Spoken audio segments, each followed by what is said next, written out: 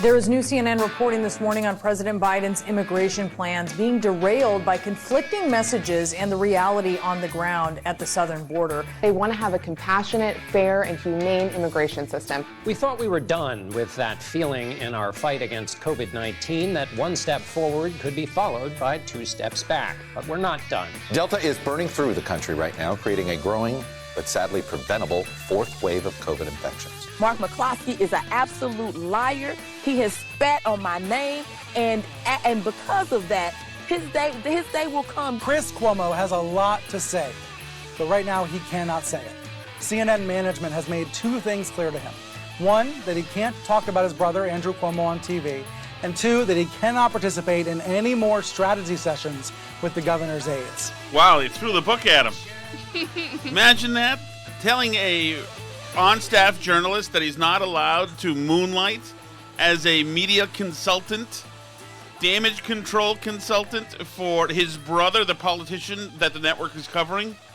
Politician / sexual predator.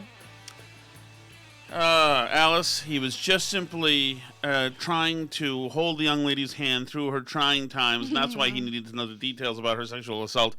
He cared too much, Alice. If he's guilty for that, well, you know, let us all be so guilty.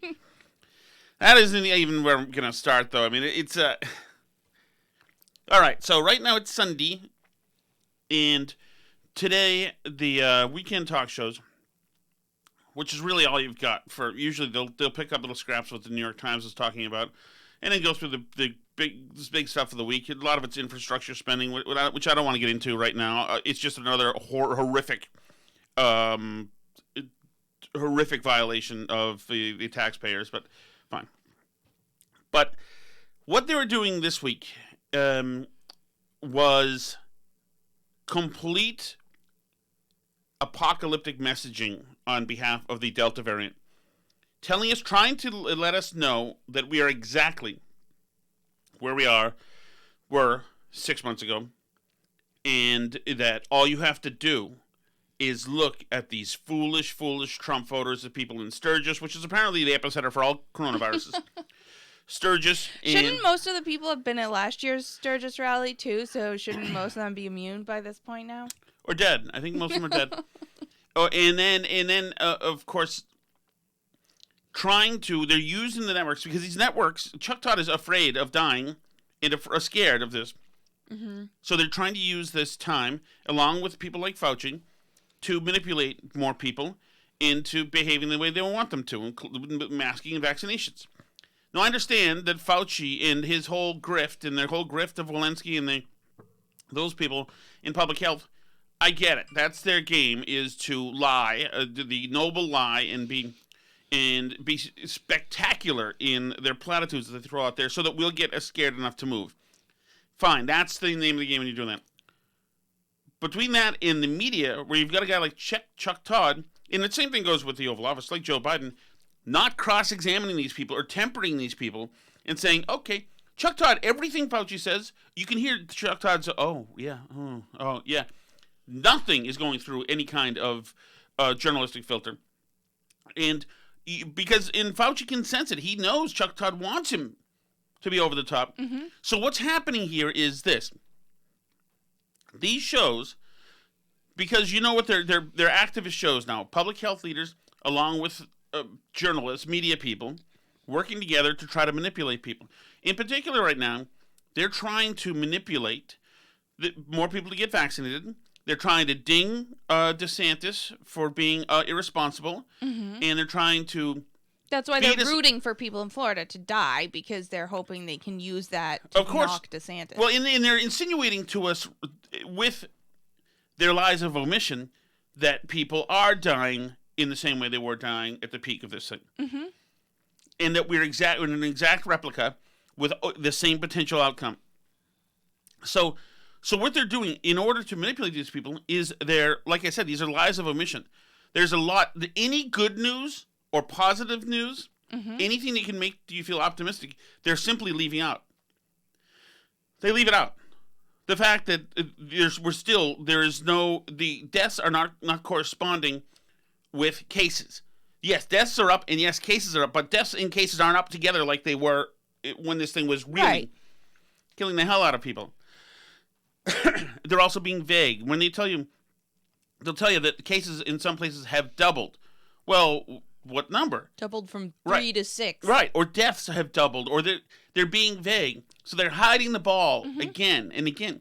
And the problem is that the people who are vaccine hesitant, many of them, and the people who don't want the masks, many of them are, like, for you Alice, would be a good example, although we've had the vaccine, but we're not for the masks.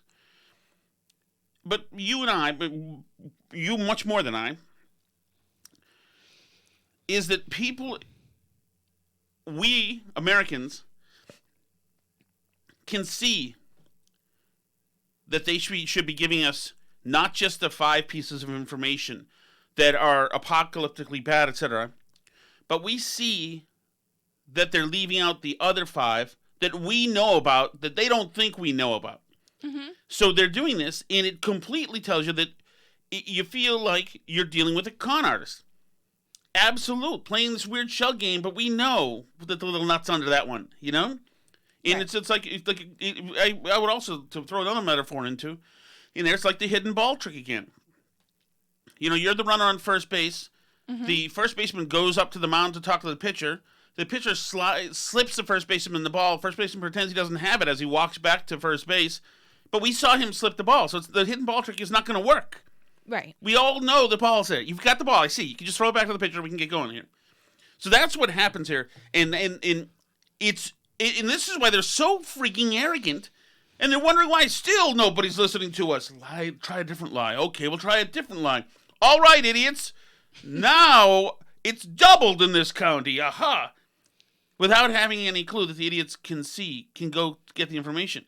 Yeah. So it's children are making up a far greater percentage of Delta COVID hospitalizations than in the past. Well, yeah, because all the vulnerable people were vaccinated. Yes, of course. But their results will continue to be profoundly diminished as we go on, because they not only have they no credibility now, they're in the negatives as far as credibility. I mean, don't they understand that if they just shut up, a lot more people would probably get vaccinated, but their, like, weird, desperate cries for attention and help are making people more hesitant? No, it reminds me of one of the early coronavirus videos of one of the guys on the beach where you see an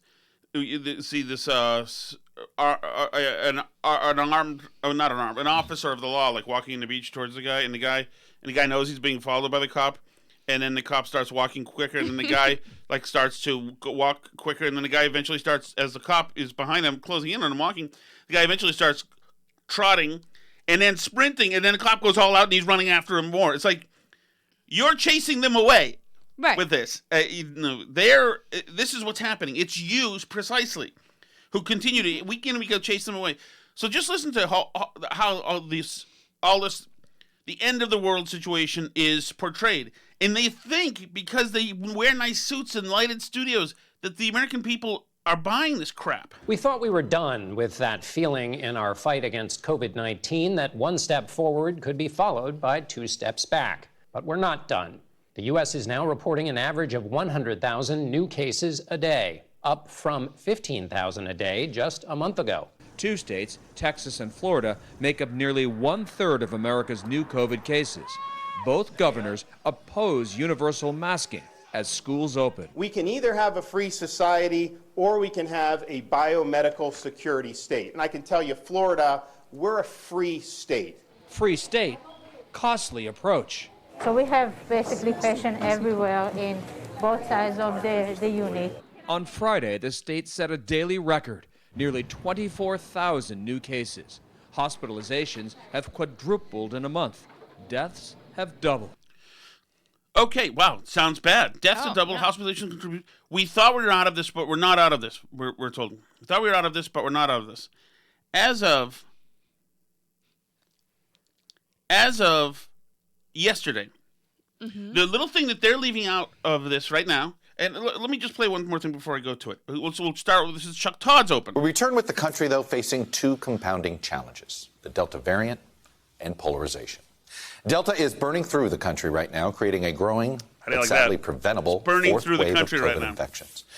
In fact, right now, the 7-day average number of new confirmed cases has soared to nearly 118,000. This is the highest we've had it since February. It's burning through, and the cases have soared.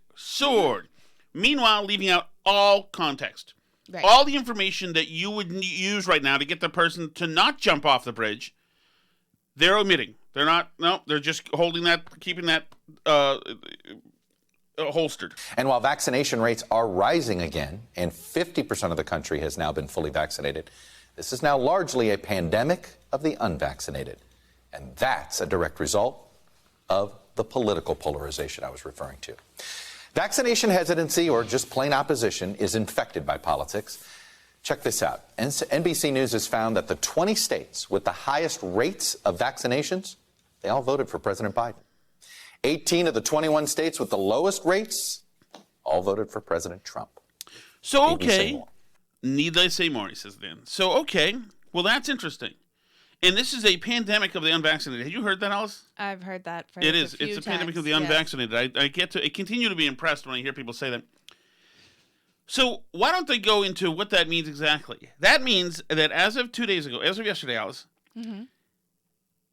at 194,346,486 people had gotten one dose, at least one dose of the vaccination. Okay. That's 59.2% of the population. There are fully vaccinated. There are 166,213,176 Americans fully vaccinated. Okay. What that means is that this pandemic is largely a pandemic of around 100 million. It only will affect a group of 100 million people, of whom a small amount are compromised health-wise. Right, because the people who are compromised health-wise or who are elderly or whatever went and got vaccinated. Right. And some of the people who didn't are 18-year-olds. Right, exactly. Exactly. Or 4-year-olds. Exactly. And so when we see things like CNN also telling us that, yes, there are more kids in the hospitals, well, that makes sense because it's more kids who are in and around the areas where all the vaccinated people are. Right, and they're typically reporting it as a percentage of total hospitalizations. Oh, kids are a much higher percentage of total COVID hospitalizations. Yes, kids are a higher percentage of the total COVID hospitalizations than they have been, but that's because we vaccinated a lot of the very vulnerable older people. In addition, because we locked up kids for a year, we've also had other infections spiking, like RSV, which is a serious childhood infection for infants, respiratory syncytial virus, and that has been spiking because they've been out of contact with the rest of the world for most of a year. And so that's been spreading much more than usual out of its regular season. And some of those kids, when they get to the hospital, also test positive for COVID. Right. And this is all, everything you just said is left out of right. all of these shows. There is no evidence whatsoever that Delta variant is any more dangerous for children than any other variant of COVID that we've seen, which is to say not dangerous at all to kids. So the hysteria around kids returning to school, and we saw this same hysteria last year, but the kids all went to school last year, so we know that it's okay. A lot of them had COVID. A lot of them are now immune. A lot of their parents are now vaccinated. We don't have to worry about their elderly relatives at home because they can all be vaccinated. We don't have to worry about the teachers because they can all be vaccinated. And the idea that we're going to continue sending them into this dystopian, weird, masked, distanced, plexiglass reality when the reason for its existence is rapidly draining away to nothing. I mean, this whole thing is ridiculous. There's been all kinds of variants that we didn't give names to, first of all. So there's been variants in the past. We haven't done a ton of testing for variants. They just occasionally, you don't get told when you get tested for COVID what variant you get. They just randomly will take a sample and do the extra testing to figure out what variants are out there in the world. So, there is a lot of Delta variant out there right now. it is a more transmissible variant than some of the other ones that we've seen, but this disease follows a cyclical pattern. We saw the same southern states go through a cyclical uptick last late spring, midsummer. This thing is going to spike again in the fall up here, and then it's going to spike again in November, but the spikes are going to be progressively smaller, and a lot fewer people are going to die in each one. So right now, Ron DeSantis and Doug Ducey and Greg Abbott are the big bad guys, the villains of the COVID miniseries that we're all forced to watch on the news, this month. But when the cases spike up in the northern states later this fall, do you think that they're gonna blame Charlie Baker and Andrew Cuomo, if he's still there, and whoever else for the rise in their states? Of course they're not, but this thing follows a cyclical pattern, and it's what we're going to see. The idea is if you get vaccinated, you're much, much less likely to get it or spread it, and you're way less likely to die of it. So, I mean, this is going to continue to cycle. We've seen the cases go up and then back down in Israel, up and then back down in the UK. We're going to see it here.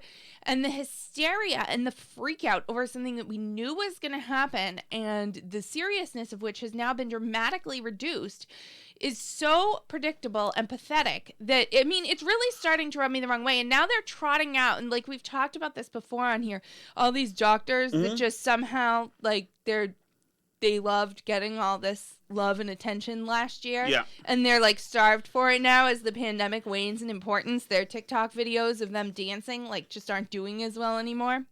Yeah, I saw another one. I want to read you a bit of one that's from Christina Bergen, MD, who I believe she's in Arizona, I want to say. She says, "We have sacrificed so much for you over these past 18 months. And it took only 3 days for you to destroy one of the last things I was hanging on to, the ability to keep my kids safe. A big fear, more than for my own safety, caring for hospitalized COVID patients, was that my kids or my husband would get sick. Like so many other healthcare workers, I have an elaborate decontamination routine that I do faithfully after every single hospital shift to try to decrease the risk of bringing the virus home to my family. I thought about staying in a hotel. I did all the grocery shopping alone since I was already getting exposed at work. We masked meticulously when not at home. Their school had fantastic safety protocols, and we took advantage of virtual options during the weeks of highest risk of potential inadvertent transmission after breaks when other families had traveled. We pressed pause on participation in sports during the height of the summer and winter surges. We canceled. She's a psycho. She's mad at us because she overreacted. Yeah, we canceled birthday parties. We did virtual play dates, etc., etc. Why did I do all this? Because I know how bad this virus is. So then she walks us through all the people she's seen gasping for air or whatever because she's very normal and well-adjusted. And she did her vaccine, and she's mad that they're reopening the schools with fewer restrictions this year. And as a direct result, my kiddo, who I've managed to keep from coming into contact with a known COVID positive person for 18 long months, was exposed within only 3 days of starting school. 3 days.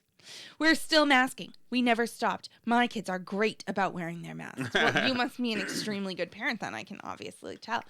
I bought the best quality masks I can find, but if others aren't masking also, my not yet old enough to be vaxxed kids can be and will be and already have been exposed. So none of her kids has tested positive for COVID yet or had any COVID.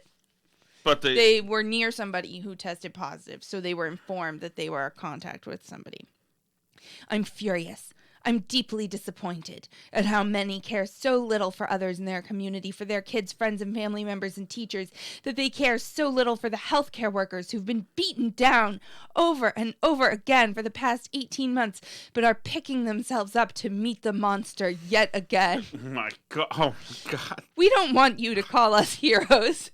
No, definitely. I can tell you don't want us to. No, yes, this is not a person who needs validation, obviously. We want you to give a damn about someone other than yourself. We want you to wear a piece of cloth over your nose and mouth for a little while. We want you to teach and expect your kids to do it too, so that we can prevent suffering and death. We have sacrificed so much for you over the past 18 months, and it took only 3 days for you to destroy one of the last things I was hanging on to, the ability to keep my kids safe. Can I unvax somehow? Just to personally stick it to her? That is remarkable, Alice. Have you tweeted that? No. You tweeted that out. Well, here's another example, Alice. 2 days ago, I get a push message from CNN on my phone, which me and I assume millions of other people. Here's a headline: baby girl with COVID-19 airlifted 150 miles because of Houston hospital bed shortage. Can you imagine it? COVID is so far penetrated all of Houston that there are no more COVID beds available.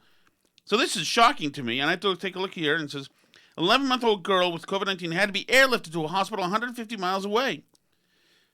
I'm reading it, said the child tested positive for COVID-19, according to Amanda Calloway, a spokesman for the Harris Health System. Calloway said the girl was having seizures, and I don't know if she's having seizures because she tested positive or she happened to test positive, but either way, it doesn't seem to matter because she needed to be intubated, but Lyndon B. Johnson Hospital, where she was taken, does not offer pediatric services. Oh. So she had to go be airlifted because they don't serve little pediatric kids at that age. Yep. And totally we're supposed to believe that this is because of the COVID surge and because we were bad and screwed up and because we don't mask and we got that doctor's kids to test positive. And they didn't test positive yet. No, but we exposed her, Alice. It was the one thing that we thought that we took from her. She needs actual, she really needs to go see somebody. Right. Well, not only that, Alice, but also a few days ago, and I don't know if we talked about it or not, you know, Bethany Mandel posted about not wanting to wear masks and had posted pictures of her kids' masks, and they were all dirty and disgusting and people said, my masks never come home like that. That's wrong. You're lying. You're lying. You're lying. You're lying. And of course, the world pounced on her and called her a liar and said that's ridiculous and you're doing the. And they're saying that doesn't happen. That's the masks are fine. The masks are fine. But wait a second. Aren't all these people believers in the efficacy of the masks? So they should be telling us that, yes, masks will trap dirt, etc. in them, rather than get it into little Johnny's lungs, and that's good. Yeah, they just suck it back then into their own lungs. Right. All their gross kid germs. But they should not be trying to discredit her picture. They should say, yes, see all the yucky stuff that wasn't allowed to either go out or wasn't allowed to come in? Yeah. But no, they were so obsessed with this crazy need of this crazy tribal endorphin rush that they've just walked away from total logic. I also now have seen the New York Times had a piece where they had a COVID expert answer questions about going back to school for the fall. She does say that it's safe for kids to go back to in-person school, so that's good. And then the New York Times asked her, this is a Dr. Marr that they talked to, should children wear masks in the classroom? And she said, yes, a few months ago I was on the fence, but now with Delta, I'm firmly on the side of masking. Get your child a high-performance mask like an N95, KN95, or KF94 made for kids, or one with a high filtration efficiency. My kids wear tight-fitting cloth masks with a filter layer of surgical mask material or HEPA sandwiched in the middle. Make sure it fits well with no gaps around the nose, cheeks, or chin, and it should have metal around the nose bridge to shape it to your child's face. So she wants kids in school wearing N95 masks that, I mean, the doctors are always quick to send us their heroic pictures of their face with the marks in it from their well-fitted N95 mask cutting into their face after a shift. So that's what your kid should look like coming home from school now, according to them. The cloth mask. I mean, we know this. And she says in this article, too, in this Q&A, that the cloth masks that are gapped and that are falling down off them and that they're chewing on just don't do that much, which we have known. But the idea that little kids are going to wear N95s to school is so patently insane to me that I can't, like, okay, so we agree that the cloth masks don't do much. And then we're like, yes, so true. We both agree. Okay, great. Now, and then you and I go, great, so let's get the kids out of the mess and let them just have normal school. But this psycho is like, so we need to get them all HEPA filters on their face and make sure that they absolutely can't breathe during the entire day that they're at school 8 hours a day, 5 days a week. So let me read you this. So in the United Kingdom, the Delta variant spiked as well. Okay. In cases spiked and deaths spiked. In the same thing in India. And then what happened was the Delta variant COVID-19 collapsed in England. And England's, 2 weeks ahead of us usually? Some distance ahead of us, yeah. I think they might have been more like a month ahead of us on Delta, yeah.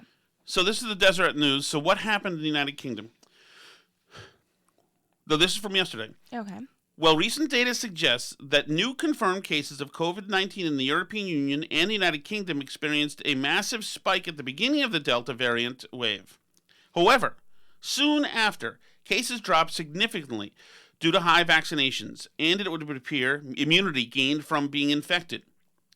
Indeed, the daily confirmed COVID-19 cases dropped by 50% in the past week alone. Similarly, new deaths from COVID-19 followed a similar pattern. Those numbers climbed because of the Delta variant and appeared to be flattening out. Right, and in much of the South, we're already seeing this. The R0, which is that measure of transmissibility, has already dropped below 1 again for most of the southern states. They're about to peak. The cases will go down. The deaths will go down again, and everybody will move on, and then it will go somewhere else. So this guy, an economist named Wojciech Kopchuk, you know him? No. He's got 11 consonants in his name. There's no vowels in his name. He's probably my people. He said, I don't know how anyone can look at the UK cases and deaths and think that there is any other scenario but going back to normal. What we are observing, and this is a great quote, what we are observing is PTSD. But the reality that vaccines just work amazingly well will naturally take over. I think that's totally true. I agree. That's what it is. We're just damaged. We're seeing something that looks like something we saw before.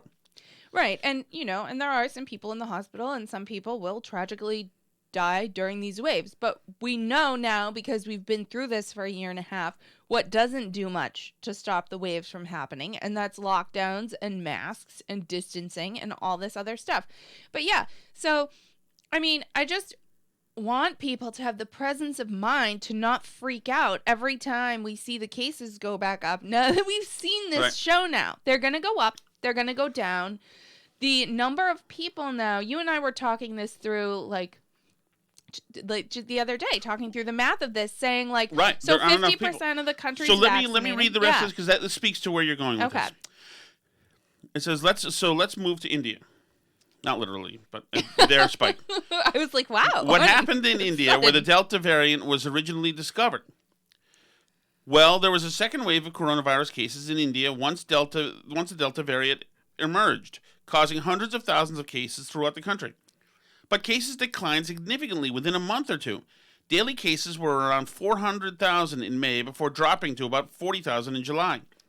You can see from the charts that cases spike in the early spring before dropping significantly as we headed towards summer. The drop-off from the Delta spike was massive. Now, there are a number of reasons for the dip. Per the Washington Post, experts said this sharp decline was because Indians decided to stay home to avoid the virus. Others suggest entire families were infected and hospitals were overwhelmed, so people did not leave their homes and thus did not infect people. Others attribute the fall-off to the virus exhausting itself. It infected everyone it could, according to the Washington Post, which I tend to think is probably accurate. Yes.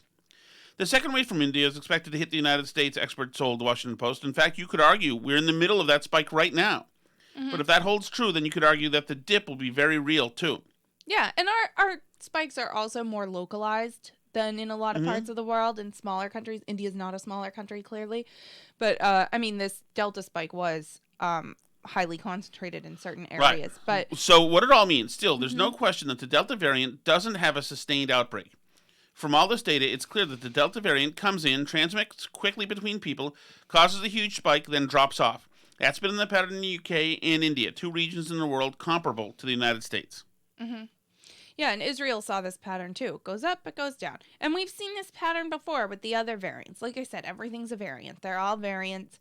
And, you know, we're seeing more people test positive with Delta who are vaccinated, but it's still the case that we're not 100% sure how transmissible they are when they're vaccinated, but it's clear that they're at least less transmissible, at least during a lot of the time when they test positive than unvaccinated people. So it only helps. As well as, you know who else has really good immunity against the Delta variant, according to several studies, like the Singapore one I mentioned before? Fats? No, but people who have had COVID also Right. have really Dr. good Fauci's immunity gonna argue with you about against that. Delta. So we know, and we know that I'm going to spitball a number here, like 40% of the country has now had COVID. So it's like if 50% of the country is vaccinated and another 40% of the remaining people, that's 20%. And it's probably even higher than that because the unvaccinated people are probably more likely to have had COVID than the vaccinated people. Then you're talking about 70% of the country now has some kind of immunity. There's only so many people the virus can spread to. Right. Right. And so you get certain parts of the country right now where unvaccinated people are hanging out indoors because it's scorching hot. Right. And passing the virus to each other. Mm-hmm. Okay. The irony that the unvaccinated who sparked this surge never supported Mr. Biden in the first place is not lost on this White House. But as Mr. Biden is learning, whether he likes it or not, as COVID goes, so goes his presidency. So maybe he shouldn't have pinned his whole presidency on how he magically made the virus go away by his right. just Sorry, sheer Chuck force of Todd. will. Also, I'm sorry that those people brought the Delta variant over here. Oh, those Trump people with MAGA hats, you know, went to India, cooked up a new variant, and brought it over. I've seen people say that Ron DeSantis caused the Delta variant, unironically, on Twitter. Oh, yeah, totally. Even though it came from India. I didn't realize that Ron DeSantis was also in charge of India, but apparently he can cause variants to appear there. That's how much hold he has over the world. And by the way, before we're looking at DeSantis fans and saying that's absolutely who's spread this, and it's a matter of fact, another thing that Chuck Todd says. The irony that the unvaccinated who sparked this surge never supported Mr. Biden in the first place is not lost. No. Biden won the South Carolina primary because of black voters. Actually, he won the election and survived because of black voters. Who are like 28% vaccinated. CDC reports that race and ethnicity is known for 60% of the people who have received at least one dose of the vaccine. Among this group, nearly 2/3 were white. 10% were black. That's not a big percent, I don't think. 16% were Hispanic. Yeah. So, and I think part of what's happening here, too, is like, remember when I was doing all that math and I said probably more of the unvaccinated people have already had COVID? Mm-hmm. I think that we know, because we were told it a lot of times by our friends in the media, that COVID hit the Black and Hispanic communities particularly hard, especially because a lot of them still had to go to work and couldn't work at home in their cushy marketing jobs or whatever. No, they had to deliver groceries to white people from Wellesley with Black Lives Matter signs. So COVID hit them harder to start with. So probably a lot more people in minority communities already have immunity to the virus and may or may not need to actually be vaccinated. With cases spiking in 38 states and up in all 50. Listen to this guy. Listen to this guy. Just try to scare the hell out of you. The Delta variant. And remember, he said cases spiking. Cases smashes. Cases don't matter. Right. Doesn't matter. You know, it doesn't matter if I have a case right now. You know, I don't feel it if I do. Is driving a surge of hospitalizations and deaths, ripping through the southern United States. Driving a surge of hospitalizations and deaths. I think I have the U.S. data open right here. The weekly number is 206 right now. The 7-day average is 206. I guess that's the daily average. 7-day average is 506. Now, back in May, back in May 26, the 7-day average was the deaths were 966. Back in April 9th, the deaths were 946. Those are both numbers that are higher than the numbers right now. Mm-hmm. But we weren't saying on May 30th that we're spiking. Yeah. Right. Spiking is reserved for political manipulation. United States. If Florida and Louisiana were countries and not states, they would be number 1 and 2 in the world for the incidence of COVID. Yeah, and a little while ago, India was number 1 for incidence of COVID, and then before that, Brazil was number 1 for incidence of COVID, and then somewhere else. These are all the doctors. thing goes up and it goes down in different parts of the world. I don't. These why are people surprised by They're this? mad at you because we were almost there, and it took us 3 days. They're admitting 1 COVID patient per 45 minutes. We're back to square one. That's why I'm frustrated. 16 states have banned vaccine mandates in some form. 8 have banned mask mandates in schools as cases in children and teens are on the rise. On the rise. Could mean a lot of things. I mean, we saw it on the rise last summer, too.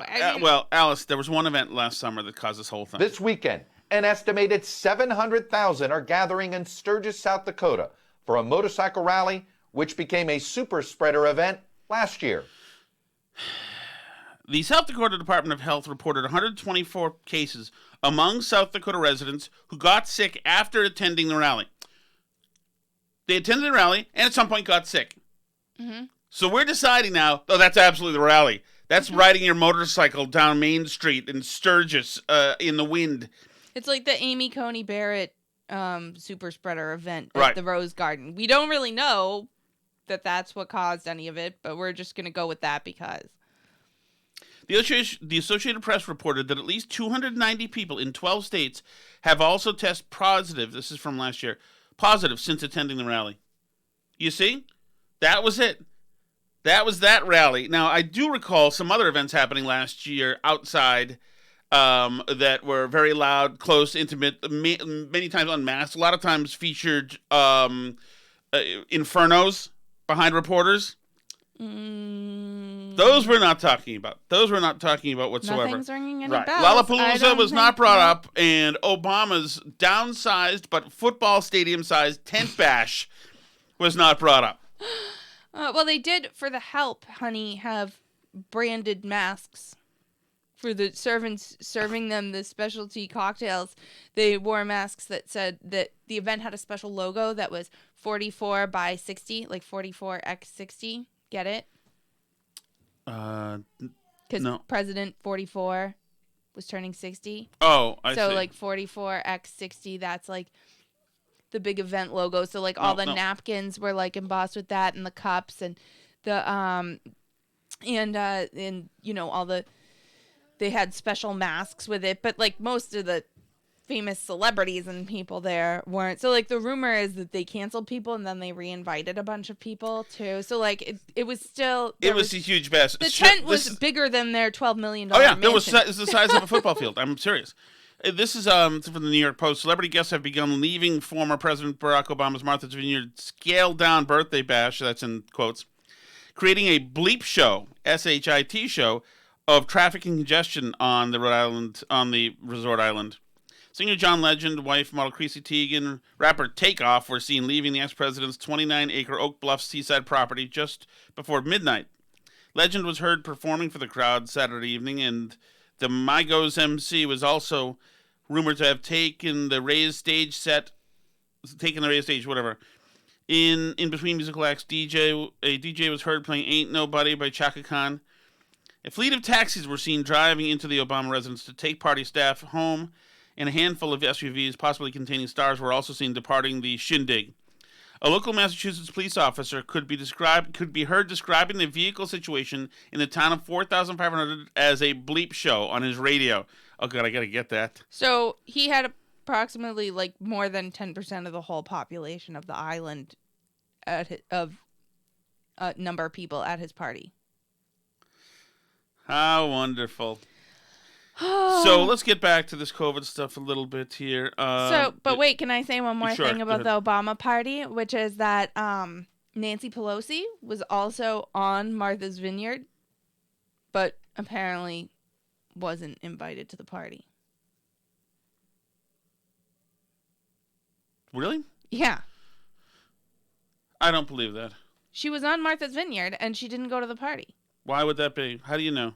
But that's what's been reported. I don't know. Look it up. I'm Is that what they're reporting? She went. You think she went? They're saying she didn't go. She says she had other things to do on Martha's Vineyard, coincidentally, that day. Mm-hmm. But you know who shares a birthday with Obama? Pelosi? No, Meghan Markle. Oh. She's 20 years younger, though. Oh, did she go? I don't know if she went, but she had her own sort of birthday celebration. Okay. Which is that she's 20 years younger than him. She's turning 40. Mm-hmm. So for her birthday, she decided that she's going to take a more activist route for her 40th. And she's concerned about all the women who've left the workforce because of COVID. So she's asked 40 of her closest friends to donate. Her also has an X in the birthday gimmick, but it's 40 by 40 by 40. So for her 40th, she's asked 40 people to each donate 40 minutes of time to mentoring a woman who's trying to get back in the workforce. Now, these people don't appear to be like CEOs or like people who would know about getting back into the workforce. She asked, the two I know of off the top of my head are Ibram Kendi. Oh, good. So he's going to donate 40 minutes of his time to counseling a woman who's left the workforce on how to get back in, which seems like something he I love this. I love this. Have a lot of expertise in. This is the marketing version of Obama's 60th party. It's just it's elitists, it's glad-handing, it's arrogant, Mm-hmm. it shows this effete thought processes. 40 by 40 by 40, you see? See, get it? 40 people, yes, 40 minutes, 40 years old. Sloganeering is grotesque.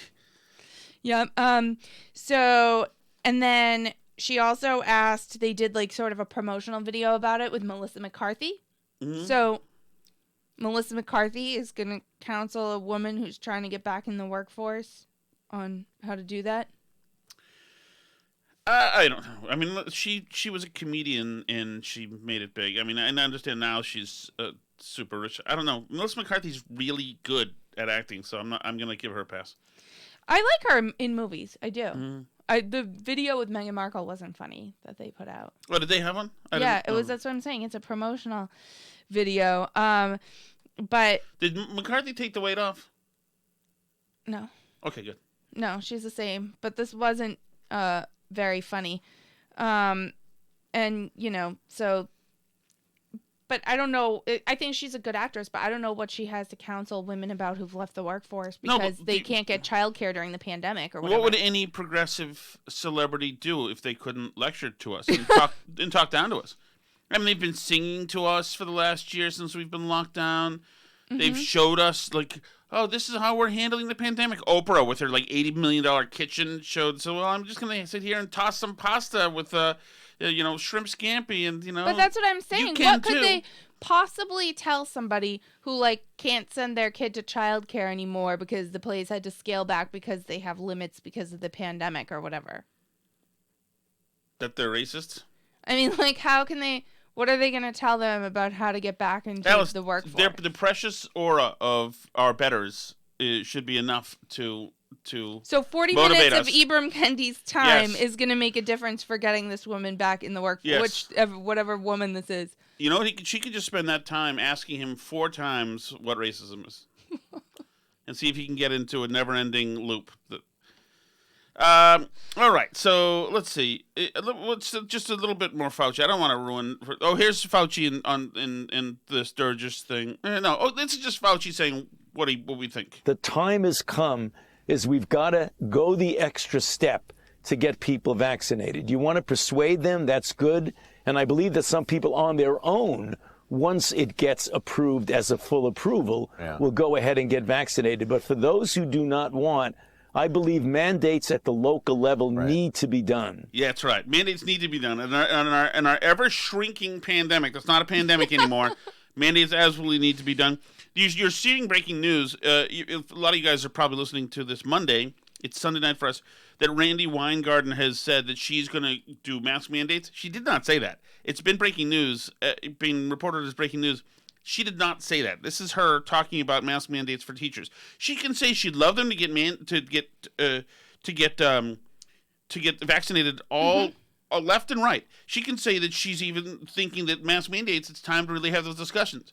But she did not say we are mandating that teachers get vaccinated. I think that on a personal matter, as a matter of personal conscience, I think that we need to be working with our employers, not opposing them, on vaccine mandates. And working with our employers. We're going to be working with them. That just means union negotiations. And all their vaccine policies. And so I said last week that I wanted to bring my leadership together, and we are this week, to, revisit and to reconsider our policy that we passed in October about voluntary. So this week we're revisiting and we're going to reconsider.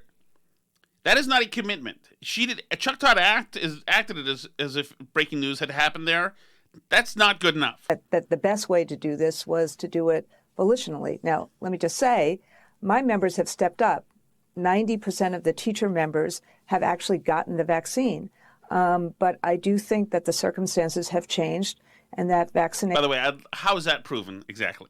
Yeah, I don't think that's Do you think true. she made her members give over medical information? No way. Is a community responsibility, and it weighs really heavily on me that kids under 12 can't get vaccinated. And so I very rarely, separate my personal views from, where I am as a leader of the union, but I have really watched, particularly in Florida and Missouri. I was in St. Louis yesterday. I get it. Okay. All right. So then answering this question from Chuck Todd should be easy for her. Should there be an elementary school teacher in America that's allowed to teach children in class that isn't vaccinated? Should be really quick. Absolutely not. No, they must be vaccinated. Yeah, it weighs right? heavily on her that Yes. children under 12 can't be vaccinated. Right. So should there be a single one who's not vaccinated? Teachers Union president? Should there be an elementary school teacher in America that's allowed to teach children in class that isn't vaccinated? Well, look, there are significant religious objections and exemptions and significant medical objections and exemptions. And, as someone who's married to a rabbi, I want to be very careful that we have to honor those religious exemptions. But, there's ways of which you can do accommodations in all sorts of different ways, which is part of the reason you have to work together on these vaccine policies. Which means this. Right. Teachers will not be vaccinated. That's what you're hearing. The Secretary of Education, Miguel Cardona, was asked. He is Secretary of Education, right? Sounds right. I believe you. Let me look it up. Where is he? Secretary of Education, Miguel Cardona. Yes, okay. he is. Secretary of Education, Miguel Cardona. He's a guy who, it seems to me, could pretty easily get mask mandates to be a thing. Vaccine mandates. Vaccine mandates. Yeah. I'm sorry about that. So I'm glad you mentioned that because I was about to hit the wrong thing.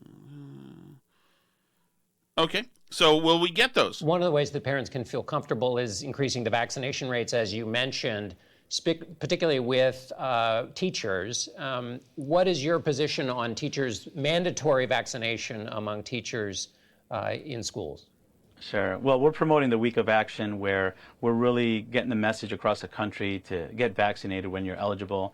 We're having pop-up clinics in schools, and just tomorrow I'm going to be in Kansas with the second gentleman promoting some of the vaccine efforts underway there.